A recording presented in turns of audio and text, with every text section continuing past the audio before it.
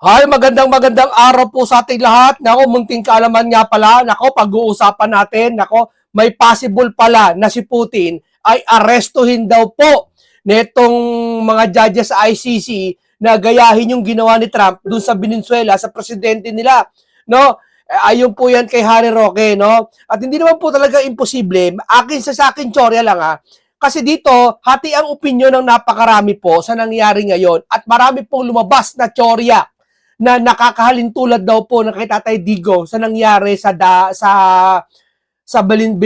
Venezuela po dun sa ginawa ng US at dito kay Tatay Digong. Ngayon syempre, hindi maiiwasan mag-isip ng mga Pilipino na kung nagawa daw ng Amerika yon sa ibang bansa, maaring gawin din daw ng ibang nasyon sa ibang nasyon na maaring daigdaigan nila. Halimbawa na lang, itong nang lumabas sa Chorya ni Harry Roque, na si President Putin na alam naman natin na may kaso o may pag-aresto na gagawin ng ICC sa kanya.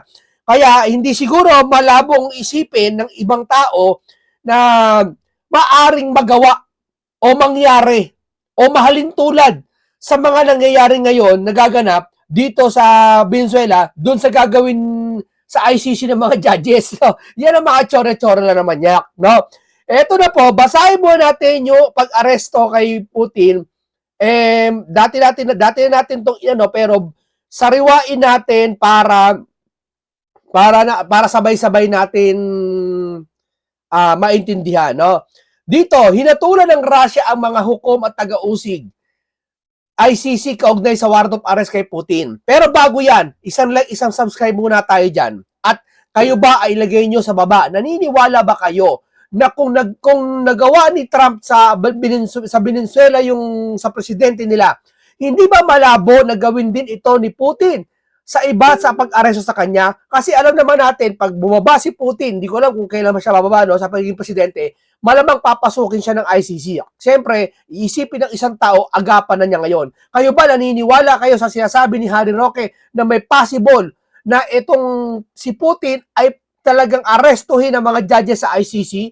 At sa pag-aresto sa mga judges sa ICC, magkakagulo, siyempre, no?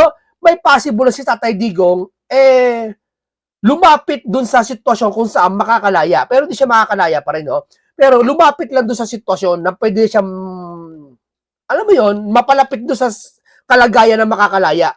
No? O, tuloy natin. No?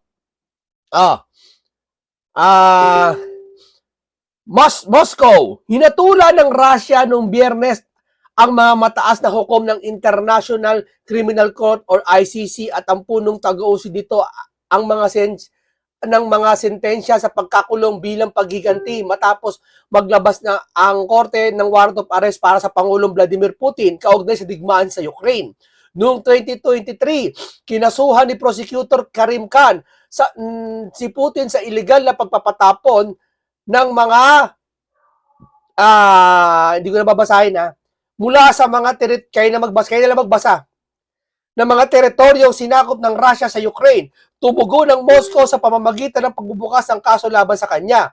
Natuklasan ng korte ang lungsod ng Moscow na illegal na kinasuhan ng taga-usig ng ICC na si Karim Khan, ang mga mamamayang Ruso sa dahig at sa tinagubili ng ICC ang mga hukom ng Kamara na mag-issue ng warrant of arrest na kitang-kita labag sa batas. Ang Russia ay hindi miyembro ng ICC at walang mga akusado ang dumalo sa korte. Si Khan, 55 ay sintensyahan ng 15 taon sa bilangguan ng wala sa korte, habang 8 kawani ng ICC kabilang ang dating Pangulo ng Korte na si Piotr Hotmansky ay nakatanggap ng mga sintensya na bilangguan mula 3.5 hanggang 15 taon. Nako. Ito yung sinasabi natin mga kababayan, na pag ayaw mo mga bansang ito, talagang malalaki to, maimpluwensya to, lalo Amerika, di ba? Ngayon, siyempre, alam naman natin si Putin, hindi basa-basa ito, kita nyo naman, Russia, napababa lang nun. Baba lang nun, Netherlands na. Napakasaglit lang nun. Di ba? Kung nagawa ito, na alon sa Chorya, nagawa ng Venezuela, magagawa rin ito sa mga ICC judges. Kayo, halimbawa lang, pabor ba kayo na kung sakali matotoo ito, na magkatotoo na si Putin ay arestuin ng mga ICC doon sa Netherlands at i-extradite papunta sa Russia, naniniwala ba kayo na si Putin ay may kakayahan na arestuin ng mga to kahit alam natin labag sa batas? Kayo nga, kasi di natin alam kasi siyempre, alam mo, may mga bagay talaga na labag sa batas, labag sa tuntunin, labag sa inaakala natin. Pero may mga bagay talaga pag dumating na sa buhay natin, masasabi lang natin na eto na yun. Di ba? Kasalukuyan suspendido si Khan sa kanyang mga tungkulin dahil sa isang panloob na investigasyon kaugnay sa mga paratang na sexual, maling pag-ugali sa kanyang kanyang itinatanggi. Simula ng pagpadala ng troop sa Ukraine, maraming beses na naglabas ng Russia ng mga sentensya nang wala sa korte, sa mga disidente, mamamahayag, oposisyon at mga dayuhang politiko na nasa labas ng kanilang saklaw. Si Khan ay pinatawan din ng parusa ng Estados Unidos dahil sa mga investigasyon ng ICC sa mga opisyal ng US at Israel. Hindi kabilang ang Estados Unidos ang Israel sa 124 membro ng korte. Ayan na. Dito po papasok yung si Trump. Di ba? Alam mo si Putin kasi kaibigan ni Trump, alam ko. Yeah? Ibig sabihin, diyan na papasok yung talagang pwede. Kasi maliit na bagay na naman talaga ang ICC kumpara sa Venezuela. Doon sa sinasabi na kung ano meron sa Venezuela, ikumpara mo sa ICC, maliit na bagay ang ICC. Pero huwag bumamalitin ng ICC. Dahil pagbaba nila Trump o pagbaba ni Putin, doon papasok ang ICC tulad ng ginawa kay Pangulong Duterte. Si Pangulong Duterte dati may immunity dahil presidente siya. Nung nawala siya sa pagiging presidente, lumakas ang ICC sa kanya. Hindi pala ICC, dinala siya kasi doon. Di ba? Kaya syempre, huwag yan mamalitan ng ICC. Yan din ang naisip ng mga leader ng ibang bansa na nila Trump at nila Putin. No? O ito, basahin muna natin itong magbasa tayo ng ilang mga komento dito ng mga tao na kung sila ay pabor ba sa mangyayari dito. Hindi po imposible na anytime na ang mga Ruso naman ay kidnapin ang mga judges ng ICC. Dahil niya po pinatunayan ng Amerikano ngayon na ang pinakamalakas na bansa sa buong daigdig, wala siyang pakialam sa batas. Di ba? Ako di naman ako against kay Trump. Pero ewan ko kung against to si Roque, no? Ako di naman ako against kay Trump. Oh. Magbasa tayo ng ilang komento. Mas mahalaga ang isang bansa na pangalagaan ng kanyang soberenya. Ako ito tatapatin ko kayo Tingnan niyo kung ano yung pinagkaiba ng mga loyalista at ng kami. Tama pinagkaiba. Ang mga loyalista, hindi inaatake nila mga DDS. Si Pangulong Duterte, matanda na daw, mamamatay na kung ano ang pinagsasabi nila. Pero ako sasabihin ko kung sakali man halimbawa ang Pangulo natin na si BBM, sorry lang kung gagayahin kagaya kay Pangulong Duterte at gusto nilang mahuli si Trump, hindi ako papayag. Hindi ako papayag. Bakit? Hindi naman si BBM ang nakataya dito Si BBM, lilipat siyang termino niya. Tandaan nyo yan. Ang nakakaya dito, yung soberenya ng ating bansa. Bagay na hindi nakita ng ibang lahi natin na kapilipino na ginawa nila kay Tatay Digong. Ako hulihin nyo si Tatay Digong, hulihin nyo lahat. Okay, sige, dito litisin. Ang nakakaya, sabi ko nga, yung soberenya natin. Yan din ang isinisigaw ng iba't ibang bansa. Yang soberenya na yan, iniingatan yan. Kung wala kayong pakialam sa soberenya na yan, isa lang ibig sabihin yan, huwag kayong magtago sa salitang ang mahal nyo taong bayan. Unahin ng taong bayan. Dahil ang soberenya, binubuo din yan ng isa sa mga taong bayan. Tandaan nyo yan. Kaya pala, na sumisigaw ang taong bayan, imbestigahan na. Ngayon, wala nangyayari investigasyon. Sa Cabral Files, wala. Walang nangyayari. Kaya pala, di ba? Yung mga pinklawan, mahal namin taong bayan, ano namin taong bayan. Pero kayo ba, sumisigaw sa administrasyon na eto gawin nyo. Asan kayo, mamatataas mga senador? Asan kayo? Ba't ayaw nyo magseta sa Pangulo? Buti pa nga to itong si Junel Di ba? Itong si Junel ng Bilibid Nagsalita to kay BBM Kahit papaano Di ba? Maiwan natin yan. Dito po. Pero sabihin ko nga sa inyo mga kababayan, hindi malabo siguro. Hintayin natin siguro, no? Alam mo naman pag ang Russia naghanda. Iniisip ko nga no? ano kaya no, yung Russia pag huhulihin na yung mga ICC. Talagang po kasi hindi pwede umatras ang ICC. Huwag nilang sabihin na aatras sila. Hindi kayo International Criminal Court at hindi kayo kinikilala ng ibang mundo kung kayo aatras. Itutuloy nyo paghuli kay Putin. Eh malapa pag si Putin na pikon, ang tsorya ko, aba, pwede kayo extradite, pwede kayong kunin dyan. Kidnapin din kayo dyan sa dahig, o sa Netherlands. Di ba? Magpadala si Putin ng mga troops dyan. Nakahanda na aeroplano, halimbawa, nakahanda na aeroplano, mga airstrike ko. Hindi, akin na tsorya ko lang yan. Kasi nangyari sa Venezuela eh. Dati, panaginip lang natin, ay, hindi mangyayari yan. Eh, nangyari na nga eh. Di ba? Oh. Eto, painggan po natin itong si Harry Roque. Painggan po natin siya. Ako naman po ay ako naman po ay hindi pa po ako magbababa ng Christmas tree kasi dito sa Europa, ang Three Kings ay sa Tuesday pa na isang piyesta opisyal. So tayo, marami magbababa na ng Christmas tree kasi Three Kings na, patapos na ang ating celebration ng Pasko na nagsimula naman ng Setyembre, pero dito po sa Europa, sa Tuesday pa. So sa Tuesday pa ako magbababa ng Christmas tree. Eh, ang dami ko pong mga bola sa Christmas tree. So talagang matatagalan ako pagbaba dyan. At syempre, problema ko, saan ko hihilahin yung aking Christmas tree na buhay para itapon, no? But anyway, I'm sure meron man yung mga designated places dahil hindi lang naman ako ang nagbuhay na Christmas tree. Dito sa Europa, mas gusto talaga nila ang buhay. Kasi hanap buhay yan ng ilang mga magsasaka na nagtatanim talaga ng puno para gawing Christmas tree tuwing Pasko. So anyway, ang maganda dyan, kahit pa paano nakatulong din tayo sa kabuhayan ng mga magsasaka, mga Europeans, no? Nung tayo nagdesisyon o nung tayo ay rinegaluhan na isang buhay na Christmas tree. Anyway, pag-usapan po natin ngayon, isang bagay na napakalayong nangyari sa Pilipinas, ang paglusob at pagkidnap ng Amerika sa presidente ng Venezuela na si Maduro. Now, unang-una po bakit ba tayo dapat mabahala dyan?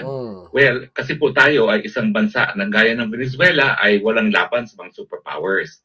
Ang nangyari po dyan sa Venezuela, linusob ng Amerika ang Venezuela at kinidnap ang kanilang presidente dahil di umano siya ay isang drug lord. Kaya nga po ngayon, ang huling larawan na rinelease ni President Trump ay nandun na sa opisina ng Drug Enforcement Agency itong si Maduro. At ang ginawa nga ni alam mo kasi, ito sa akin akin to opinion hindi po eng si Trump para gagawin yan kung wala siyang matibay na impormasyon. Parang kay Tatay Digong dati, hindi niyo pinaniniwalaan. Hindi po magsasata si Tatay Digong na meron tayong isang suspect na drug user na haka-hakala o paninira. Di ba? May pag naglabas siya, merong intel dyan na hindi naman siya nag-alungkat, hindi naman siya may intel dyan na naglabas, may nag-ano dyan, di ba? President Trump talaga naman pong large-scale invasion ng Venezuela ang ginawa ay napakadami pong mga eroplano, napakadami mga barko, binuhos ang buong hukbong sandatahan ng Amerika para makidnap si Maduro. Pero nakapagtataka, bakit naman kinakailangan ganyang kalakas pang dahas ang gamitin? Alam naman nila na walang kakayahan ng Venezuela para depensahan ang kanilang mga sarili. Siyempre po, nakakaabala yan sa bansang Pilipinas dahil tayo, pwede rin tayo lusubin ng mas makapangyarihang bansa.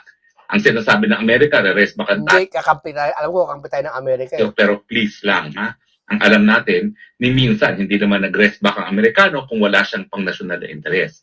Alam mo kasi, yung tayo, kakampi naman tayo ng Amerika Hindi naman gagawin sa atin yan So lahat ng mga bansa gaya ng Venezuela, gaya ng Pilipinas, dapat maabala kapag ang mga malalakas na mga bansa ay gumagamit ng dahas para makamit ang kanilang objective sa kanilang pangbansang relasyon. Unang-una po itong ginawa ng Amerika ay ito po'y pinagbabawal sa larangan ng international law. Pinagbabawal po ang paggamit ng dahas. Kinakailangan lahat po ng mga issues na dapat maresolba sa panig ng mga iba't ibang bansa ay masolusyonan sa mga mapapayapang mga pamamaraan. Yan po ay nakasaad sa UN Charter na kinikilala natin na hindi lang binding sa lahat ng UN members, kundi ito po ay restatement yung tinatawag na nakagawian ng international law or customary international law. Yung paglusob din po sa Venezuela, yan po ay labag sa soberenya ng bansang Venezuela kasi talaga namang bilang isang malayang soberenyang bansa, hindi dapat linulusob ng kahit sinong mga dayuhang bansa ang mga independenteng bansa. Yan din po ay labag doon sa immunity ng isang presidente para maaresto sa kahit anong krimen. Tama naman yon. Kaya dito naisip nila na maaring kahit anong immunity ng isang bansa o presidente, maaring gawin ng isa pang bansa. Na, kasi mahilig ang mundo sa ano monkey see, monkey do. Yung tayo, kung ano nakita natin, kakaturan natin, siya nga eh. Siya nga eh, ginawa yun, ako pa kaya. Di ba? Siya nga ginawa yun eh, di gawin ko na rin. Parang ganun eh. Diyan tayo mindset ng buong mundo eh. Di ba? Sa panahon na yan eh. Gaganti ako, gaganti rin siya. Parang ganun eh, di ba? Kaya nga po nagpuputok ang buchi ng marami ngayong mga leaders sa buong daigdig kasi kahit gano'n kang kasamang tao, pag ikaw ay presidente, ang unang mong responsibilidad ay gawin mong katungkulan doon sa iyong mga mamamayan na naghalal sa iyo. Pero nakapag-ataka lang, alam mo Sir Harry, nakapag-ataka lang dito, gustong-gusto kasi ng Venezuela na mahuli, tuwan-tuwa sila, nag-celebrate pa nga sila eh. Nagpasalamat sila kay Trump, alam ko eh. Kaya wala tayong karapatan muna siguro na husgahan yung ginawa ng US sa ano. Kasi mismong presidente nga nila, tuwa sila eh. Majority ata sa nila, tuwa sa kanila eh. Di ba? Di kayo kataka. Tapos natawa ko, ibang Pilipino, galit na galit sa mga, galit na galit kay Trump. Di ba? Yung Venezuela, tuwan-tuwa sila eh. Kaya ang gagawin nyo, humugis kayo. Pumalagit na kayo. Yan. Natin na kapag sila ay kakasuhan, kahit ano pang nationality niyan, mababaliwala yung mandatong binigay sa isang presidente at imbis na maglingkod sa kanyang mga kababayan, didepensa ng sarili. Ito, hindi lang siya dinimanda sa US, sa pilitan pang kinidnap at ngayon ay ihaharap sa isang hukumang Amerikano. Yung pagdukot po kay presidente ng Venezuela, marami pong maraming analogy. Kumbaga, marami tayong paghahambingan sa nangyari kay Tatay Digong. Ang pagkakaiba lamang, samantalang si Maduro, sa presidente ng Venezuela, ay dinukot ng mga dayuhan, si Tatay Digong talagang mga Pilipino pa ang nangidnap para dalhin sa dahig. Pwede. Kahit nga yung Russia, pwede sumugod sa sa ICC. Hindi ba pwede? Pero siyempre, habang tayo po'y tumututol sa paglilitis ni Tatay Digong sa isang hukuman, dahil ito ay paglabag sa soberenya ng bansang Pilipinas, ganyan din ang pagtutol ng mga sambayanan ng Venezuela kasi kung totoo na engage sa drug trafficking kanilang presidente, dapat yung bansa nila ang maglitis dyan. No? Ang ginagawa ng Amerikano kasi yung batas niya ang laban sa droga, binigyan niya ng extra... sabi niya kasi Sir Harry Roque, paano manilitis yung presidente ng Venezuela? Venezuela ba yun? Venezuela ba? Na kasi nga, diktador daw. At siyempre, pag diktador ka, mauutusan mo lahat ng pwede maghiliti sa'yo. Di ba? Ang dito sa pinagkaiba sa Pilipinas, natatawa ako, kaya daw si Duterte sa ICC, dinala sa dahig, may nangatwiran, dami. Kasi pag sa Pilipinas, kakampi daw ng mga Duterte dito dahil Duterte daw makapangyarihan sa Pilipinas. Yan daw nang mamayagpag sa Pilipinas. Nakalimutan na naman nila siguro, sila nakaupo. Hindi Duterte nakaupo. Si BP niya wala nagawa eh. Ang hilig ng mga to, nakakalimutan nila, administrasyon ng BBM nakaupo. Bakit Duterte? Di ba? Kahayagan ba yan na walang power ng administrasyon? Kasi kung may power, nahuli na yung mga big fish eh. Hindi madaling magpakulong. Di ba si Pokis ngayon? Na ikukulong si Pokis. Oo. Natawa lang ako eh. Mas kinasuhan pa mabilis si Pokis, si General Pokis kaysa kay sa mga hindi kakasuhan mas mabilis pinakulong pa yung mga nagsasalita sa korupsyon kaysa yung mga nangurap na hindi man lang imbestigahan, hindi man lang patawag. Wag nang ikurap eh. Ay wag nang ikulong eh. Sir, wag nyo na ikulong. Wag na yun, hindi na mangyayari yun. Ipatawag nyo na lang sa hearing. Gawin nyo naman. Ayaw pa rin ng mga vlogger. Alam mo, sabi ng mga vlogger, ni BBM, bakit ipapatawag? May kaso ba? Ito sagot ko. Bakit kayo guilty? May kaso ba? Wala namang kaso ba? Porkit ba ipatawag ka doon, may kaso ka? Hindi porkit pinatawag ka doon, may kaso ka. Ipapatawag ka para tanungin ka. Kung ayaw mong tanungin ka, lumayas ka sa pagiging posisyon mo sa gobyerno dahil hinalal ka ng taong bayan at nagpapasahod sa inyo, kami, tama, mali, walang katwiran yung mga vlogger ng ng nagtatanggol sa mga mali. Di ba? Electoral application. Matakin ninyo, binigyan niya ng visa miski hindi na sa teritoryo ng Amerika na nagpapakita talaga na ito'y lumalabag, hindi lang po sa soberenya, ito'y talaga lumalabag doon sa sovereign equality of states kasi lumalabas na mas malakas talaga na di hamak ang Amerika at sa larangan ng international law, pinakita ng Amerika sa paglusob sa Venezuela at pagdukot sa presidente ng Venezuela na might is right, na hindi naman po dapat. Kaya nga tayo nagkakaroon ng batas para magkaroon naman ng pagkapantay-pantay mga bansa. Mahirap, mayaman, maliit, malaki. Sa mata ng batas, dapat tayo pantay-pantay. Pero yan po ay binasag ng Amerika ngayon at pinatunayan na kapag ikaw ay makapangyarihan, po pwede mong baliwalain ang mga batas. So ngayon, ang epekto niyan, huwag dapat magreklamo ngayon ng Amerika kapag ang Russia ay tuluyan ng lumusog hindi lamang sa Ukraine kundi sa iba't ibang parte pa ng Europa kasi ginawa rin naman yan ng Amerika. Ang China, kapag tayo ay linusog ng China dahil sa Taiwan, dahil tayo ay nagpagamit ng teritoryo natin sa ang mga Amerikano pag sila naggera para protektahan ng Taiwan, ayan. Di ba po, paano tayo magreklamo ngayon kung hindi tayo magsasalita na mali ang nangyari sa Venezuela, samantalang yan din ang kinatatakot natin na isang mas malakas na bansa ay pwede tayong lusubin at kunin ang ating teritoryo gaya ng ginawa ng Amerika. So ngayon, wala na pong pretension sa Amerika. Hindi po good guy ang Amerika. Balik tayo sa panahon ng kolonya. Ito nasabihin ko sa inyo ito pinagkaiba ko sa mga vlogger yung mga vlogger, bumabase sa history, bumabatay sa nangyayari. Ako rin bumabatay sa history sa nangyayari. Pero may pinagbabatayan ako isa pang libro, kundi Biblia. Yung sinasabi ni Mr. Harry Roque na tayo ay sasakupin sa bansang ito ng ibang bansa, hindi mangyayari yun. Wala po nakasulat sa banal na kasulatan na ang Pilipinas ay sasakupin. Pero may nakasulat sa banal na kasulatan na ang Pilipinas ay hindi masasakop. Sa ibang talakayan ko yan kasi hindi naman to usapang Biblia Usapang political to Sinisingit ko lang talaga Biblia dito May talata sa Biblia kung saan may tinutukoy ang parting Asia na to ay hindi kayang sakupin. Bakit? Dahil may mga kung saan yung mga Christian, sabi niya ni Kristo, di ba? Kung saan maraming uwak, kung saan maraming bangkay, andun ang mga ibon. Kung saan maraming Kristiyano nagpupuri, nandun ang Panginoon. Parang ganun.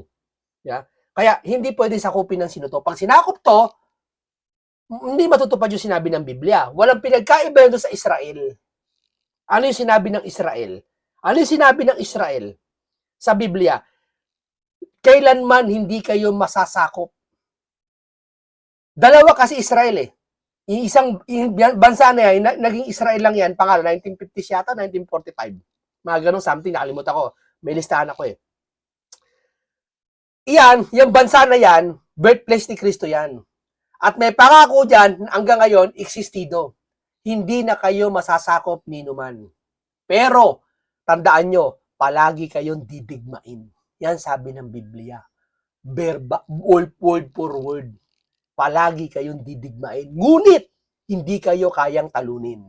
Maliit na bansa yan. Ano nangyayari? Palibot siya ng mga bansa niya. Nangyari ba? Meron ba nakasakop sa kanya? Wala. Natutupad lang yung sinasabi ng Biblia. Kaya si Netanyahu, hindi pwedeng arestoin ng ICC yan. Dahil pag inaresto ng ICC si Netanyahu, yung Prime Minister ng Israel, babagsak ang rehimen, ang Israel, babagsak ang Israel. Ang lalabas, nasisinungaling ang Biblia. Kaya hindi pababayaan ng Biblia yan, pa rin yung sinasabi na hindi pababayaan yan hanggang sa makatapusan na. Pa rin yun, andun pa rin yung hula. Pero yung pangako, iba na, wala na dyan sa Israel. Di ba? Listen, balik tayo. Kaya yun ang pinagkaiba ko sa mga vlogger May hula ako sa mga Biblia na alam. Kaya, yung mga nangyayari ngayon, wala na World War III. Wala mangyayaring World War III. Maniwala kayo. World War II lang sinabi ni Kristo. Panahon na might is right. Kita nyo, ang kasaysayan naman ng mundo, yung mga mayayaman at malalakas na bansa, sinakop at sapilitan, kinuha ang tanging yaman ng mga bansang linusob nila. At yan naman po talaga ang motibo ng Amerika. Huwag po kayo magpalinlang. Sasabihin nila, ito'y kabahagi ng war on drugs ni President Trump. Pero ang katunayan po, ang Venezuela ang pinakamalaking oil reserves sa buong daigdig. Sa panahon na naghahanap ng alternatibo kung saan kukuha ng langis sa Amerika dahil nga po nakikipaglaban sila sa Russia, obvious na intensyon talaga ng Amerikano ay kunin yung langis ng Venezuela. Ngayong ang Russia ay sinasanction nila, no? Kasi alam naman natin na kapag nagkulang ang supply ng langis sa Amerika, talaga naman pong mapipilay ang ekonomiya. Ngayon, hawak na ng mga Amerikano ang pinakamalaking oil reserve sa buong daigdig, mas marami pa sa oil reserves po ng Saudi Arabia. Yan po talaga ang totoong motibo. Bagamat ginaya ni President Trump yung war on drugs si Tatay Digong, pero sa katotohanan lamang, ano ba naman ang kinalaman ng Venezuela doon sa pagiging addict ng mga Amerikano? Number one na ginagamit. Mali naman yung sabihin na ginaya ni Trump si Tatay Digong. Hindi ako pabor doon. Si Trump may kasariling kaisipan. Maaring na coincidence na nagkatulad lang sila ng pananaw ni Digong. Pero yung setang ginaya ni Trump si Digong, hindi ako niniwala. Nagsakto lang talaga na si Trump ayaw din sa mga addictus benedictus. Sa Amerika naman po ay fentanyl, no? At ang cocaine hindi naman po number one na pinanggagalingan ng cocaine ng Venezuela. Colombia po at ibang mga Sir, ang Colombia sa Venezuela magkatabi lang. Ang baba ng Venezuela, Colombia. Latin American countries ang talagang pinanggagalingan ng karamihan ng cocaine na ginagamit din ng mga bangag dyan sa Pilipinas. So wag po tayo magpaninla. Linusob ang Venezuela dahil sa kanilang langis, dahil Venezuela to na banggit. Bataan sa Manila sunod. Joke lang kanina, okay. Idol pa rin kita.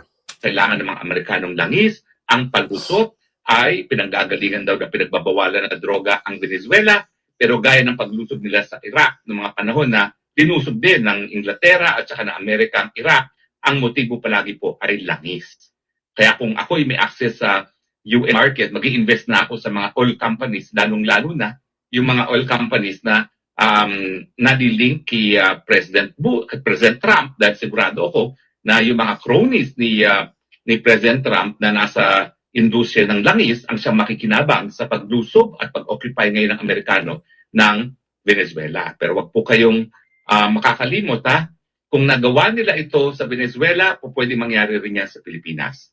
Sabihin na natin na ang interes ng Amerikano ay yung ating strategic importance, abay, hindi rin po yan imposible na kapag nanalo si Sara Duterte at nagdesisyon si Sara Duterte na paalisin ang mga puwersa ng Amerikano sa Pilipinas, pwede nilang sapilitan na sipain din si Inday Sara Duterte bagamat siya ay magiging halal ng taong bayan.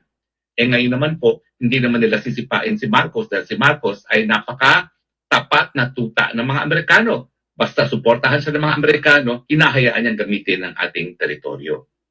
So anyway, balik po tayo kay Tatay Digong. Ihaharap nila si President Maduro sa harap ng hukumang Amerikano. Bakit dapat ipagpatuloy yung paglilitis na yan? Alam natin na mali ang pamamaraan para makuha yung pagkatao ni President Maduro. Yan po aking sinasabi. Kung hindi natin ilalabas yung pagiging legal ng pamamaraan ng ICC, kung paano nakuha ang pagkatao ni Tatay Digong, talagang mga bansa ngayon mangingidnap na lamang. At dahil ito'y ginawa ng mga Amerikano, ay nako, hindi po imposible na anytime now, ang mga Ruso naman ay kikidnapin ang mga judges ng ICC dahil nga po, pinatunayan ng Amerikano ngayon na ang pinakamalakas na bansa sa buong daigdig, wala siyang pakialam sa batas. Naipasok mo pa yon, Mr. Harry Roque? Totoo lang, ha? Totoo. Kasi kung ako ang teorya mo lang naman nagawa nga ng Amerika What if pa kaya ang mga Ruso malaking bansa rin? Tapos nagigipit si Putin ng ICC. Aba, pwede pala yon. Hindi kunin ko na to mga ICC na to, ikulong ko sa Russia. Hindi wala ng ICC buwagin na. Di pag wala ng buwag, pag nabuwag na, wala si Tatay Digong, may possible na makalawya. At talaga naman po, kung merong rule of law, hindi po dapat kinukonsente ang pangingidnap bilang pamamaraan para magkaroon ng jurisdiction sa pagkatao ng isang akusado ang isang hukuman. So, ngayon, nakikita nyo kung bakit galit na galit ang marami sa atin doon sa ginagawa ng ICC. Kayo, naniniwala ba kayo may possible na talaga ang Russia ay mapikon na at ang Israel mapikon na sa ICC at ikunin yung mga ICC judges, mga pati buong kabuuan ng ICC o bagsakan sila ng missile na ano man, etc. Chore-chore lang, ha? Naniniwala ba kayo? Yeah? Kasi baka isang araw, makita natin, nakahanda na yung mga airstrike, mga lilipad na. Diba? Joke lang na, pero chore-chore lang yan. Kasi nga po, hindi po pwede na itama isang pagkakamali sa pamagitan na naman ng isang pagkakamali. Sabihin na nating drug lord itong si Maduro na ako naman ay nagdududa kasi hindi naman po pwede maging presidente yan na maging mahal ng taong bayan kung siya talaga ay drug lord. Hindi, Sir Harry Roque, alam ko, hindi siya mahal ng taong bayan, iba lang siguro. Pero natuwa nga yung mga Venezuelan eh. Natuwa eh, nagdiwa nga eh. No? Bakit naman kinakailangan pang labagin ang soberenya ng isang bansa, gamitan ng dahas sa pinagbabawal sa larangan ng international law at kidnapin ng presidente? At kung ito ang tamang pamamaraan para magkaroon ng jurisdiksyon ng hukuman, anong tawag mo sa mga hukuman ng Amerika na maglilitis kay Maduro? Hindi ba dapat yan ay tawagin kangaroo court? Kasi sa mulat-mula, sila mismo ay lumabag ng batas para ipatupad ang kanilang batas. Tama ba yun? Di ba? Kung ang nais natin ay mapatupad ang batas, dapat pati yung pamamaraan kung paano nakuha ang pagkatao ng akusado ay dapat sang-ayon din sa batas. So, ang implikasyon niyan sa Pilipinas ay yung mga hindi nakakakita kung bakit mali ang pagpapatuloy ng jurisdiksyon ng ICC kay Tatay Digong, gayong siya ay kinidnap at nilitis na wala ng jurisdiksyon ng hukuman, ngayon nakikita niyo kung bakit mali yan. Kasi pwede na kahit sinong bansa, basta sila ay makapangyarihan, pwede na silang mangidnap para ilitis ang kanilang mga kalaban. At yan nga po nangyari na mapait na karanasan ni President Maduro.